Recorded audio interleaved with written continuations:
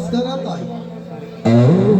ಸ್ವಾಮಿ, ಯಾಕೆ ವಿಶೇಷವಾಗಿ ಬೇಡಿಕೊಳ್ಳಲ್ಲ ದೇವರಲ್ಲಿ?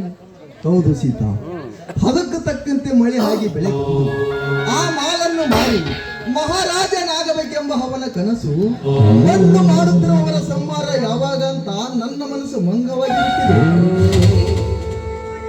ಈ ಕಲಿಯುಗದಲ್ಲಿ ಎಲ್ಲಿ ನೋಡಿದರೂ ಲಂಚ ಲಂಚ ಎನ್ನುವವರ ಸಂಹಾರ ಯಾವಾಗ, ಎಲ್ಲಿ ಹೋದರಲ್ಲಿ ಜಾತಿ ಜಾತಿ ಎನ್ನುವವರ ಸಂಹಾರ ಯಾವಾಗ?